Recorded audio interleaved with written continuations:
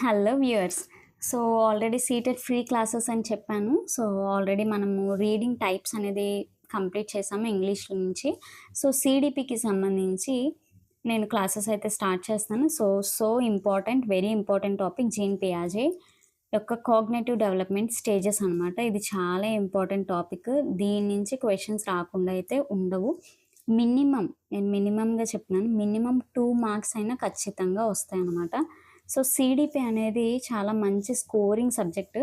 So, ఇందులో 30 marks మనకొస్తాయి కాబట్టి ఇంపార్టెంట్ టాపిక్స్ ఖచ్చితంగా చూడాలి. ఇది ఓన్లీ ఇందులోనే కాదు, మ్యాథ్స్ పెడగాజీ కానీ, సైన్స్‌లో కానీ మనకి ఇండైరెక్ట్‌గా కూడా క్వెషన్స్ వచ్చే అవకాశాలుంటాయన్నమాట. ఓకే. లేట్ చేయకుండా స్టార్ట్ చేద్దాం. First stage sensory motor stage 0-2 years మధ్య ఉంటుందన్నమాట. సో, ఇందులో మెయిన్ బేబీ ఏంటంటే సెన్సెస్ నుంచి లెర్న్ చేస్తాడు. మోటార్ స్కిల్స్ నుంచి లెర్న్ చేస్తాడు. సెన్సెస్ అంటే మనకి తెలుసు. చూడడము, వినడం ద్వారా, టచ్ చేయడం ద్వారా, టేస్ట్ చేయడం ద్వారా. ఓకే. ఐస్, నోస్, ఇయర్స్ ఇట్లా మనకి సెన్స్ ఆర్గన్స్ తెలుసు కదా! ఆ సెన్స్ ఆర్గన్స్‌ని యూజ్ చేసి నేర్చుకుంటాడు. అండ్ మోటార్ యాక్టివిటీస్ అంటే మూవ్‌మెంట్ ద్వారా అనమాట. Body movement. మనకి మోటార్ స్కిల్స్‌లో 2 టైప్స్ ఉంటాయి. Fine and gross. Okay. First బేబీలో ఏంటి డెవలప్ అవుతదంటే, గ్రాస్ మోటార్ స్కిల్స్ డెవలప్ అవుతది. Second fine motor skills. So, గ్రాస్‌లో ఏంటంటే, ఫస్ట్ హ్యాండ్ మూవ్ చేస్తాడు. పెద్ద ఆహ్, బాడీ పార్ట్ మూవ్ చేస్తాడు. ఫైన్‌లో ఏంటంటే, చిన్న బాడీ పార్ట్స్ అంటే ఫింగర్స్ అనమాట. సో, ఫస్ట్ ఏదైనా వాడు ఆబ్జెక్ట్ పట్టుకోవాలంటే 0-2 ఇయర్స్ లోపు స్టార్టింగ్ డెవలప్‌మెంట్ ఎట్లా ఉంటదంటే, ఫింగర్స్‌తో ఏది పర్టిక్యులర్‌గా ఒక పెన్‌ని గానీ, పెన్సిల్‌ని గానీ, ఒక బాల్‌ని గానీ పట్టుకోలేడు. వాడు హ్యాండ్ మొత్తం మూవ్ చేసి ఆ బాల్ కానీ, లేకపోతే ఆ డాల్ కానీ తన వైపుకి తెచ్చుకుంటాడనమాట. సో, మోటార్ స్కిల్స్ ద్వారా, మూవ్‌మెంట్ ద్వారా లెర్నింగ్ అనేది జరుగుద్ది. సెన్స్ ఆర్గన్స్ ద్వారా లెర్నింగ్ అనేది జరుగుద్ది. So, main sense organs and movement. Movement అంటే మోటార్ స్కిల్స్. ఓకే. ఓకే. ఈ రెండిటి ద్వారా ఇందులో మెయిన్‌గా నేర్చుకోవడం అనేది ఉంటుందనమాట.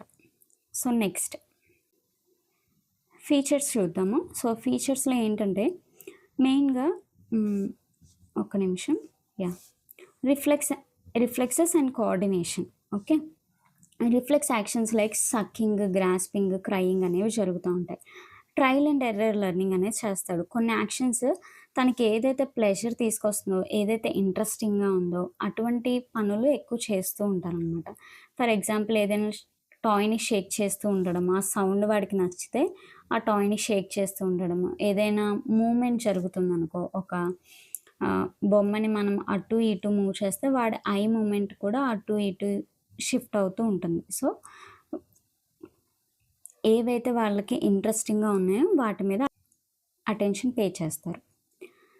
సో, కోఆర్డినేషన్ అనేది ఉంటుంది. హ్యాండ్ ఐ మూవ్‌మెంట్ అనేది ఉంటుంది. ఓకే. సో, ఒక ఆబ్జెక్ట్ ఉంటే, ఆబ్జెక్ట్ తీసుకోవడానికి ప్రయత్నిస్తూ ఉంటాడు హ్యాండ్‌తో. సో, అది పక్కకు జరిగితే ఐతో చూసి మళ్ళీ హ్యాండ్‌ని ముందుకు జరుపుతూ ఉంటాడు. So, hand I movement coordination అనేది ఉంటుంది. సో, ఇక్కడ చూడొచ్చు మీరు ఈ పిక్చర్‌లో.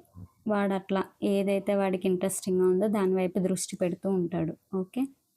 So, next main very important object permanence. Object permanence అంటే వస్తు స్థిరత్వం అనమాట తెలుగులో. వస్తు స్థిరత్వం అంటే ఒక వస్తువు స్థిరముగా ఉంది. అంటే పర్మనెంట్‌గా ఉంది అన్న ఐడియా అనేది వీడికి డెవలప్ అవుతది. సో, ఈ ఆబ్జెక్ట్ పర్మనెన్స్ అంటే ఏంటో చూద్దాము. సో, ఆబ్జెక్ట్స్ దాచబడి ఉన్నా, హిడెన్‌గా ఉన్నా కూడా అది ఇంకా ఎగ్జిస్ట్‌లోనే ఉంది. అంటే నా కంటికి కనిపించకపోయినా ఈ భూమి మీద ఆబ్జెక్ట్ అయితే ఉంది అని అనుకుంటాడనమాట. సో, ఒక టాయ్ క్లాత్ కింద దాచి వేస్తే గనక, సో, ఆబ్జెక్ట్ పర్మనెన్స్ అనేది డెవలప్ అవ్వకముందు ఏమనుకుంటాడంటే, సో, ఆబ్జెక్ట్ కనిపించలేదా? సో, ఇంక అది లేదు అని అనుకుంటాడు. కానీ ఇది ఎప్పుడైతే ఆబ్జెక్ట్ పర్మనెన్స్ అనేది వాళ్ళ పిల్లోడిలో డెవలప్ అవుతదో, ఆబ్జెక్ట్ నా కంటికి కనిపించకపోయినా ఆబ్జెక్ట్ అనేది ఉంది అన్న ఆలోచన అయితే ఉంటుందనమాట. సో, ఈ బిగినింగ్‌లో నెక్స్ట్ మెంటల్ రిప్రజెంటేషన్. ఓకే. ఆబ్జెక్ట్స్‌ని ఇమాజిన్ చేసుకోవడము, ఎక్స్‌పీరియన్సెస్‌ని రిమెంబర్ చేసుకోవడము. సో, పేరెంట్స్ చేసే కొన్ని పనులను రిపీట్ చేయడము. సో, ఇట్లా చేయాలి, అలా చేయాలని కొన్ని కొన్ని ఇమిటేట్ చేస్తూ ఉంటారు. సో, వాళ్ళు కొన్ని ఎక్స్‌పీరియన్స్‌ని గుర్తుపెట్టుకొని ఆ విధంగా వాళ్ళు వాటిని యూజ్ చేస్తూ ఉంటారు. సో, ఇక్కడ చూడొచ్చు. దాచేసినా కూడా వాడు దాక్కున్నా కూడా నేనున్నాను అన్న ఫీలింగ్ అనమాట. ఓకే. సో, ఇవి టీచింగ్ స్ట్రాటజీస్. ఇవి మోస్ట్‌లీ నాట్ రిక్వైర్డ్. మీరు కావాలంటే చదువుకోవచ్చు. Next pre operational stage.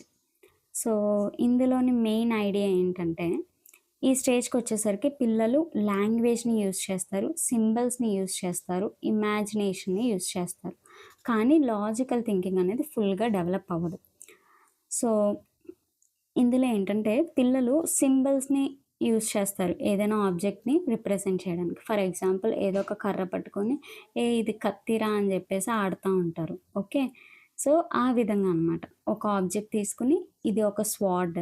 Okay. Using stick as a sword. So, ఈ విధంగా చేస్తా ఉంటారు. నెక్స్ట్ లాంగ్వేజ్ అనేది ఆబ్వియస్‌లీ ఎక్కువ ఇంటరాక్ట్ అవుతారు కాబట్టి లాంగ్వేజ్ అనేది డెవలప్ అవుతది. సో, ఇందులో ఏంటంటే ప్రీ ఆపరేషనల్ స్టేజ్‌లో మనకి 2 టైప్స్ ఉంటాయి. ఓకే. 2-4 ఇయర్స్ ఒక పార్ట్. మోస్ట్‌లీ ఇది అడగరు. బట్ జస్ట్ ఒక పాయింట్ చెప్తాను. 2-4 ఇయర్స్ సింబాలిక్ స్టేజ్ అనమాట. ఓకేనా? సింబల్స్‌ని బట్టి. 4-7 years intuitive thought stage. Okay. Thoughts ద్వారా. ఓకే. సో, నెక్స్ట్ వెళ్దాము. ఫీచర్స్ చూద్దాము. ఇందులోని ఫీచర్స్ ఈగోసెంట్రిజం. చాలా క్విక్‌గా ఎక్స్‌ప్లెయిన్ చేస్తాను. ఈగోసెంట్రిజం.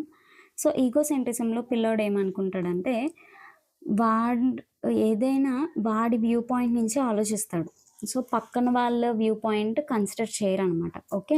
Everyone thinks and sees things exactly as they do. పిల్లలు వాళ్ళు ఏ విధంగా ఆలోచిస్తున్నారో, వాళ్ళు ఏ విధంగా వస్తువుల్ని చూస్తున్నారో అందరి దృష్టిలోనూ అట్లనే ఉంటది అని చెప్పేసి అనుకుంటూ ఉంటాడనమాట. ఓకే. సో, ఫర్ ఎగ్జాంపుల్ వాడికేదైనా కావాలనుకో, అది కావాలంతే. పక్కన వాళ్ళ వాడేదైనా చెప్తే అదే కరెక్ట్ అన్న విధంగా అనమాట. సో, పక్కన వాళ్ళ ఆలోచనని వాళ్ళు తీసుకోవడానికి ఇష్టపడరు. అది వాళ్ళు పక్కన వాళ్ళ ఆలోచన బట్టి ఆలోచించలేరు. అందుకే ఎక్కువ పేచీ పెట్టడము ఇట్లా చేస్తారు. So, next animism. యానిమిజం అనేదేంటంటే నాన్ లివింగ్ థింగ్స్ అలైవ్‌గా ఉన్నాయి. వాటికి ఫీలింగ్స్ ఉన్నాయని చెప్పేసి అనుకుంటారనమాట.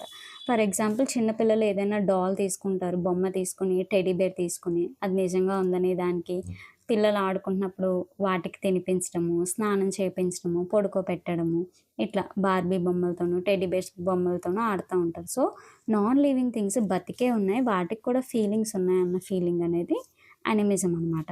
సో, ఎగ్జాంపుల్ సన్ అనేది నన్ను ఫాలో అవుతుంది. వాళ్ళు నడుస్తూ ఉంటుంటే సన్ కూడా మన వెనకాల వస్తున్నట్టు అనిపిస్తది. బట్ యాక్చువల్లీ అలా కాదు. ఓకే. సన్ అనేది నన్ను ఫాలో అవుతుంది. ఇది బతికే ఉంది అన్న ఆలోచన అనమాట. So, next సెంట్రేషన్. సెంట్రేషన్ అనేదేంటంటే డీసెంట్రేషన్, సెంట్రేషన్ అని ఉంటుంది. సో, ప్రీ ఆపరేషనల్ స్టేజ్‌లో సెంట్రేషన్. సెంట్రేషన్‌లో ఏంటంటే ఒక యాస్పెక్ట్ నుంచి ఆలోచిస్తారు. ఇప్పుడు ఒక బిగ్ గ్లాస్‌లో ఇంత వాటర్ ఉన్నది. ఇంకొక గ్లాసు వెడల్పు ఎక్కువున్నది. సో, దాంట్లో ఇంతే వాటర్ ఉన్నా, సో, ఇది పెద్దది కాబట్టి దీంట్లోనే ఎక్కువ వాటర్ ఉన్నాయని జెప్పేసి అనుకుంటాడు. ఏది పెద్దగా ఉంది, ఏది లాంగ్‌గా ఉందో, ఏది బిగ్‌గా ఉందో, ఏది టాల్‌గా ఉందో అవే పెద్దవి అన్న దృష్టిలో ఆలోచిస్తారనమాట. కానీ క్వాంటిటీస్ 2 సేమ్ అని ఆలోచించలేరు. ఓకే. ఒక యాస్పెక్ట్‌లోనే ఆలోచించగలరు. So, next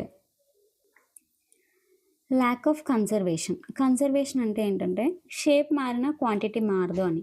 lack of conservation ఏంటంటే, షేప్ మారితే క్వాంటిటీ కూడా వేరుగానే ఉంటది అని చెప్పేసి. సో, ఏదైనా ఒక క్లే ఉందనుకో, దాన్ని లాంగ్ షేప్‌లో రోల్ చేస్తే అది ఎక్కువగా అనిపిస్తది. సో, ఇక్కడ ఒక పిక్చర్ చూడొచ్చు మీరు. 2 equal balls of clay. Clay 2 ఈక్వల్‌గా ఉన్నాయి. కానీ ఒకటి రౌండ్‌గా స్క్వీజ్ చేసి ఒక ముద్దలా చేశాము. ఇంకొకటి థిన్‌గా చేస్తే పిల్లోడు ఏమనుకుంటాడంటే, ఇదే పెద్దది, ఇదే ఎక్కువుంది, ఇందులోనే క్లే ఎక్కువుంది అని అనుకుంటారనమాట. Okay. So, that is conservation. Irreversibility. అంటే ఒక యాక్షన్ అనేది రివర్స్ అవ్వదని అనుకుంటారు. ఇప్పుడు 2+3 = 5 అంటే 3+2 = 5 అని వాళ్ళు ఆలోచించలేరనమాట. రివర్స్‌గా అది జరుగుద్ది అన్న ఆలోచన ఉండదు. So, irreversibility. For example ice cube అనేది వాటర్‌గా అవుతది. సో, వాటర్ అనేది మళ్ళీ ఐస్ క్యూబ్ అవుతది అని ఆలోచించలేరు వాళ్ళు. ఓకే. నెక్స్ట్ ఇది teaching approach not required. Next concrete operational. So, I think ఈ 2 నేను నెక్స్ట్ వీడియోలో డిస్కస్ చేస్తే బెటరు. లాంగ్ వీడియో అవ్వకుండా. సో, ఈ పీడీఎఫ్ అయితే టెలిగ్రామ్ ఛానల్‌లో అప్‌లోడ్ చేస్తాను. Thank you.